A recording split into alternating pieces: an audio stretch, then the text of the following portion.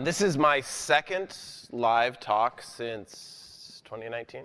So it's really actually quite pleasant to have to drive somewhere, even through the Canadian border, which was actually very nice this morning, to be here and give you a chance to talk. I am cognizant of the fact that I am between you and a coffee break and some demo sessions that are out there, so hopefully this will be a little bit entertaining. I'm not quite up to live demo status yet. I'm working towards that. In another week or two, we'll be doing live demos, but I'm getting back on my feet, as it were, in the public stage, so it's nice.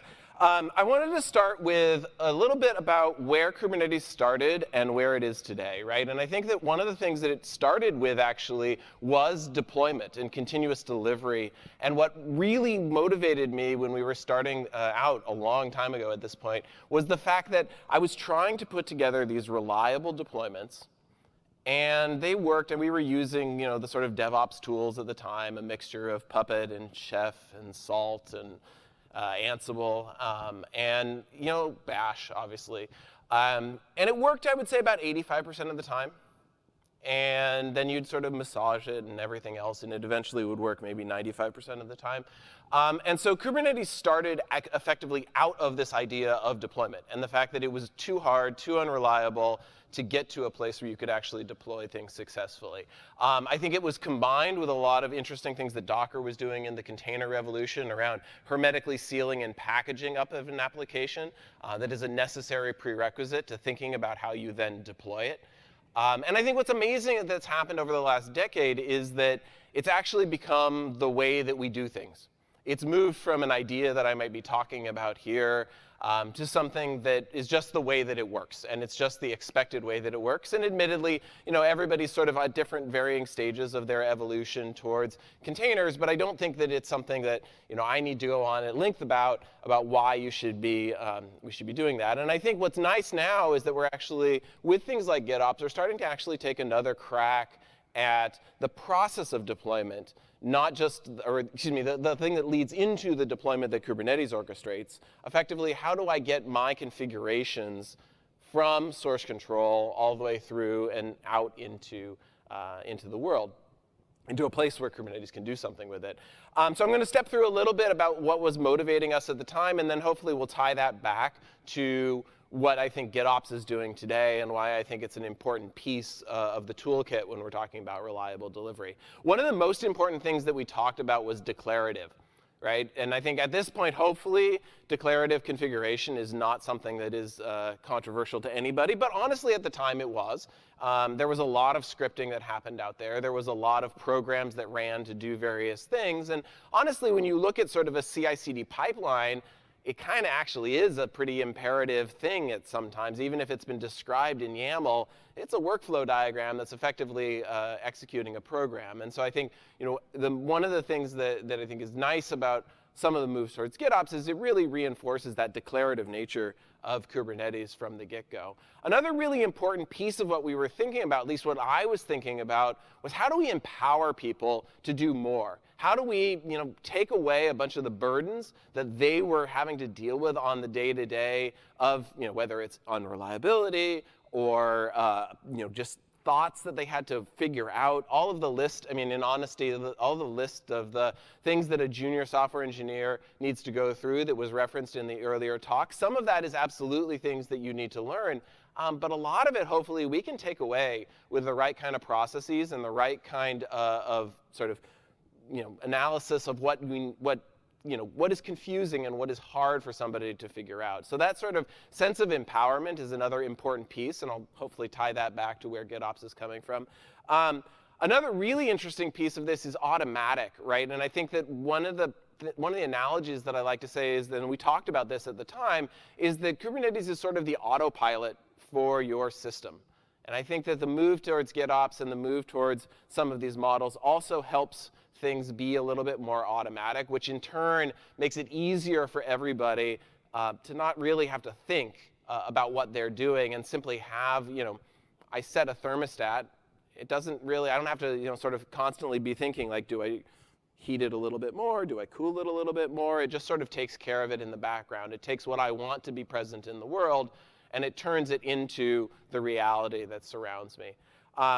And then finally, separation of concerns. And I think this is an important piece of everything that we've done really in DevOps, in modern distributed software development, in agile development, all of these pieces, I mean, we've all been sort of like moving around this idea that we're better off if we separate our teams out into relatively small groups, relatively focused on specific things, and have really clean lines of separation so that I can sort of know where my world stops and where your world starts, right? There's this great Robert Frost quote that from one of his poems that good fences make good neighbors. And I think it's really true in the systems that we build. It's very, very helpful to have a concrete understanding of sort of where my zone of control is, where someone else's zone of control is. And it's not about like, you know, keeping people out necessarily. It's really about understanding responsibility and the ability to actually let go and say, yeah, I'm going to care, you know, what happens in my space, but I may not care quite as much about what happens in their space, as long as that divider line, that contract that I have with their neighboring services or with anyone else, as long as that contract is being upheld. And I'm going to start with that into the real meat of what we're talking about when we're talking about GitOps by branching into something that was sort of referred to earlier in the previous talk around the fact that actually in modern software development and in modern application deployment, there's a bunch of different personas that are coming in. Right? I think this is something that I didn't really appreciate, honestly, when I started in the industry, and even honestly at some level when we started working on the Kubernetes project. When you're a developer, you kind of like, I don't know, I will say that you take on a little bit of a mono-focused view of the world, that like I build programs and I deploy programs, and I guess there's other stuff that happens somewhere else. But you know, except for when they bother me, I don't really think about it too much. And as you talk more and more to people who are building and deploying software, you actually realize that there are a whole bunch of these personas that come in, and I've got 3 of them up right here. We talked, the previous talk talked a little bit about sort of the security persona that is responsible for ensuring compliance, is responsible for ensuring you know, baseline security, that you're all using the same certificate authorities if you're still using certificates, or you're still using the same identity providers. All of that stuff is one of these personas that comes in. The platform persona is one that I think is becoming a more, you know, thing that people are thinking about over the last 2, 3, 4 years. This idea of platform engineering is something that is becoming something that people are talking about, where, you know, people have sort of said, hey, you know, Kubernetes takes you to a certain level. It actually really doesn't help you become a better developer of distributed systems. And for most of our developers, we're actually going to have to put another layer on top, call that a platform, and actually really have a team that specializes in how do I build that platform. They're not really building applications. They're building sort of the framework that makes building applications easier. And then, of course, obviously, there's developer personas, many different teams deploying many different applications. Now, the challenge of this is they all come together in the same cluster, right? I need to have intrusion detection software. I need to have monitoring and observability. I need to probably have, you know, storage systems or other kinds of platform-level componentry where I don't necessarily want every single developer trying to decide which version of a NoSQL database that they should be deploying. And then finally, obviously, I'm going to have my application teams. There's a lot of problems that come out of the fact that these multiple personas have to mix together on this cluster.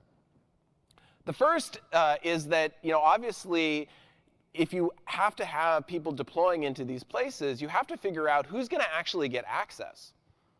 Am I going to let my security team have control over every single cluster that exists in my company? That could be hundreds to even thousands of clusters in a large organization. And it's definitely a bit of a risk to have one group or one identity, that has access to all of that infrastructure.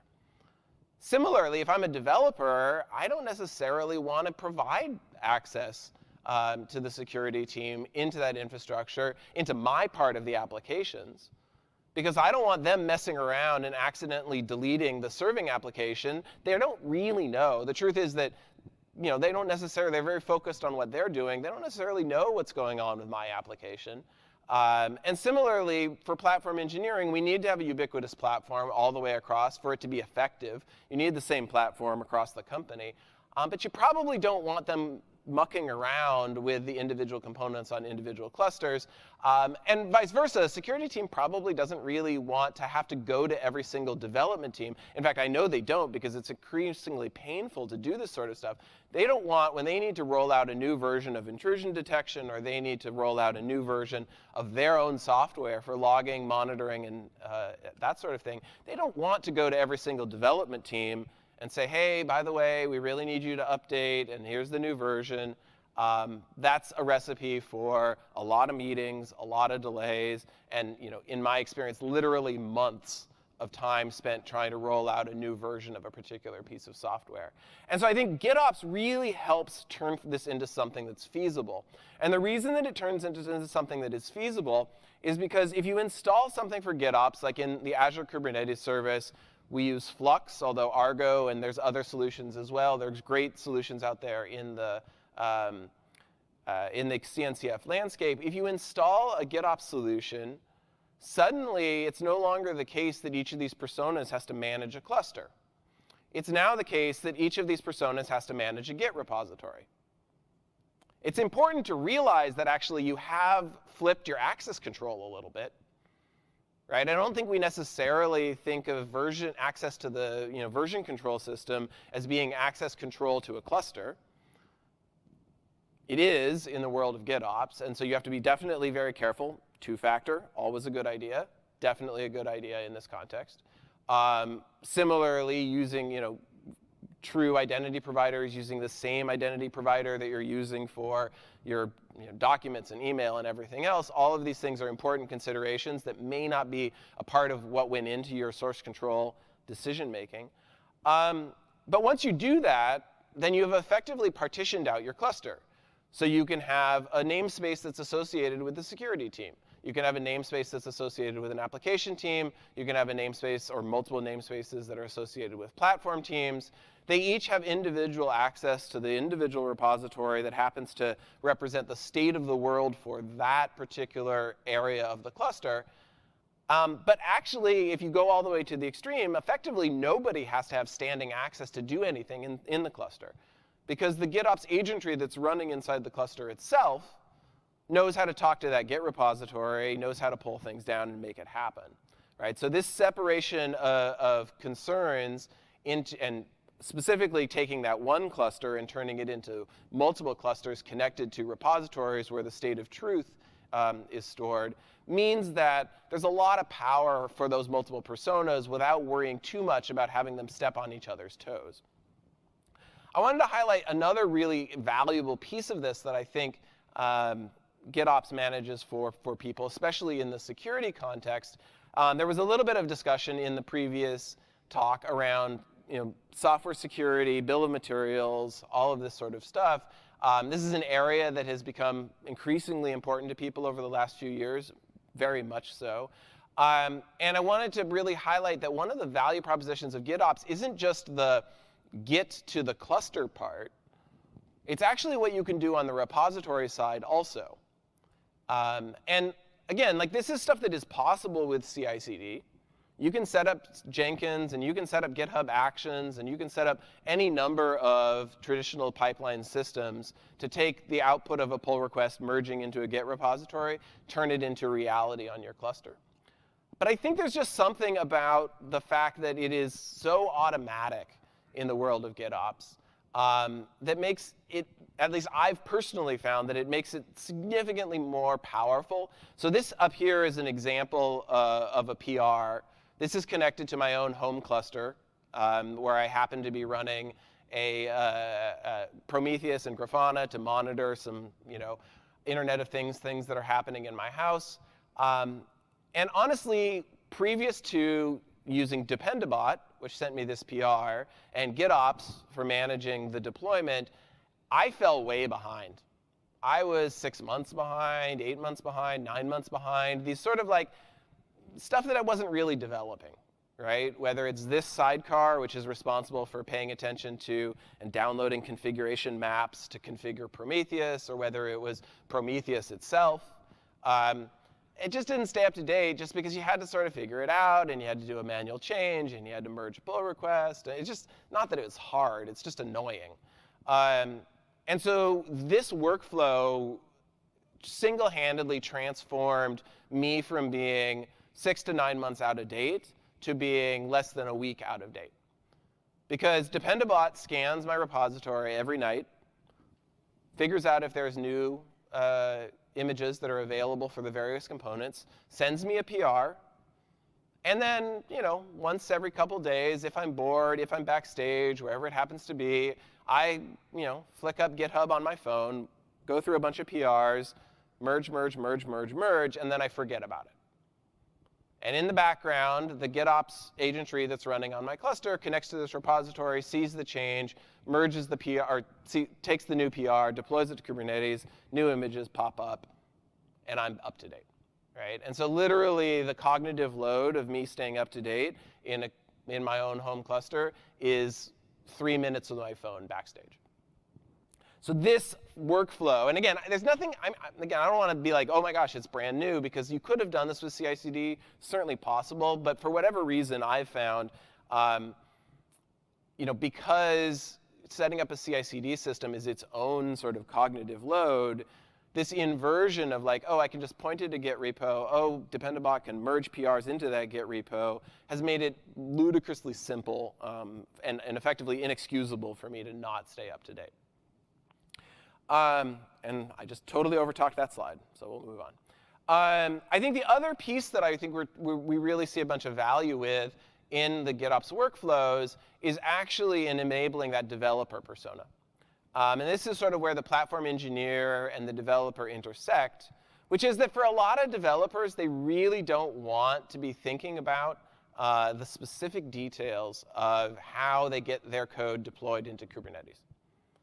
They want to push, whether it's Java or Python or .NET or Rust or Go or whatever your favorite language is, they want to push some code, get a container image build out the other side, and then have that deployed immediately, right? And again, I think that the value of the GitOps thing here is that it enables them to do this at scale, right? It enables them to say, like, actually, you don't have to necessarily worry about the fact that there's 5 clusters in our organization. You don't necessarily have to even be really aware of where those clusters are. Because when you switch from a from a push model of pipelines to a pull model of GitOps, all of those clusters, the number of clusters that you have, it stops mattering quite as much, because you're really only dealing with the Git repository. If a new cluster comes into existence or an old cluster goes away, you don't even actually necessarily, as a developer, have to notice. The same workflows that push code to 4 clusters will push code to 5 clusters without any reconfiguration on your part. And so I think, again, that world of being able to keep the same basic workflows without any changes, without any modifications to my repository, even as I perhaps go from early pre-prod to staging to production in my application lifespan, really reduces the cognitive load that a developer has to put into understanding where their code goes once it deploys. They can continue to focus on that Git repository as the sort of sole source of truth. And then, of course, the platform engineering team can really focus on the initialization of that Git repository as being the act that empowers their developer to effectively forget about that stuff. I wanted to riff off of that same idea to talk about snowflakes. It's possible that this whole idea of a snowflake has passed out of our collective consciousness. But when we started, in 2010 or thereabouts, the notion of a snowflake was a deeply concerning idea to a lot of people. And the idea was that a lot of our servers were effectively snowflakes. They were beautiful, they were ornate, and they were entirely unique. And if they melted, it was impossible to reconstruct them, right? And so one of the big campaigns early on in containers and Kubernetes and orchestration was to say, we're getting rid of your snowflakes. And indeed we have. We've gotten rid of the container snowflake, and if you look at a Kubernetes cluster, all of the images, all of the machines within an Azure Kubernetes cluster or a Google Kubernetes cluster or anyone's Kubernetes cluster, wherever it happens to be, they're pretty much the same. The trouble is, if you take a step back and you zoom out, we've created snowflake clusters. Right? So yes, OK, all the machines look the same, but now we have 20 machines that are unique from another 20 machines somewhere else. And so I think what is really critical now is that we take and we realize that maybe the natural state of the world is a tendency towards entropy. And we need to take another crack at solving this snowflake cluster problem. And indeed, GitOps, I think, is a really, really powerful way of doing this.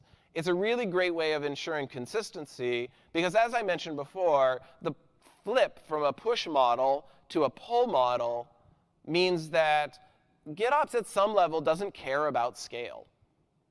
It doesn't really care how many clusters you have, because within each cluster, you're configured to point to the same Git repository. And also because if you make the initialization of that pull daemon, of the piece of software inside the cluster that is talking to the Git repository, if you make that part of the creation of the cluster, whether it's the configuration of a cloud-managed Kubernetes cluster or simply the scripts that you use to instantiate that cluster wherever it happens to be, it becomes wholly automatic to not just create a cluster, but actually to initialize it with the right versions of all of the right software, whether it's intrusion detection, monitoring, or anything else you want to sort of land on that cluster in an initialized state. And then, of course, keeping it up to date is equally simple, where it's just a PR, just like with Dependabot earlier. It's a PR to ensure that all of the clusters in your fleet have the same configuration. And so I think there's a real value, not just in terms of separation of concerns, not just in terms of empowering our developers, but also in terms of the consistency across the platform that you can achieve. You're not going to accidentally forget to include a cluster in the pipeline that happens to deploy the new version of the security software. You're not going to have to tell the development team, hey, we're taking away that region and we're adding in this new region over here. You'll end up with a consistent environment, however you want to be. Now, I've talked a lot about GitOps and a lot about Kubernetes. I think one of the more interesting trends that we're actually seeing is that GitOps is actually moving beyond just Kubernetes.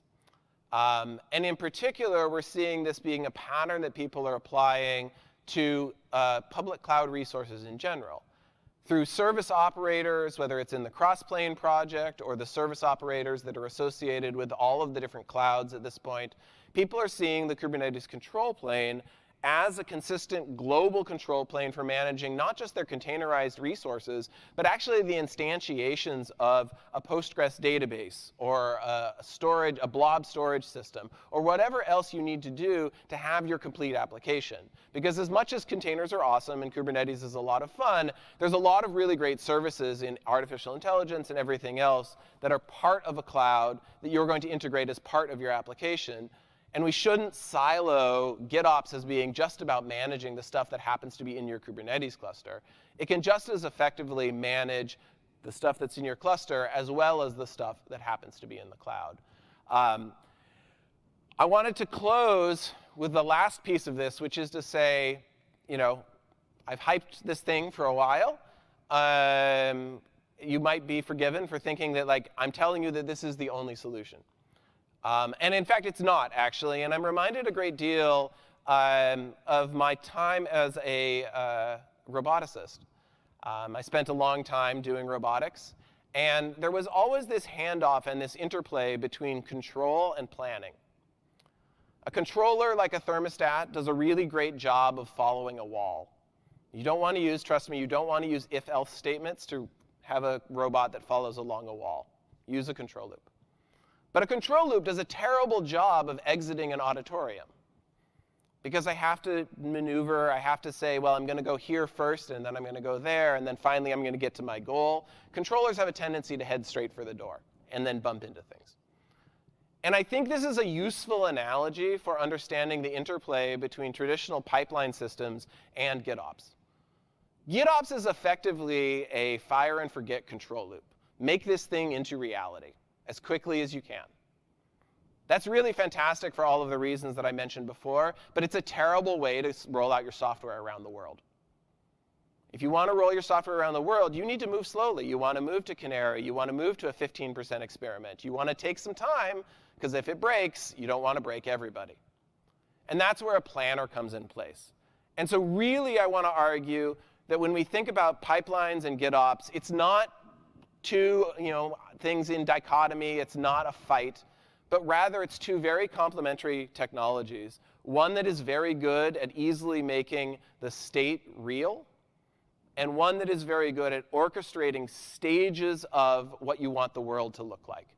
And so hopefully that helps you both understand the value of GitOps in a container context, as well as the interplay between maybe some traditional CI systems and the new world of GitOps. Thank you so much, and see you around.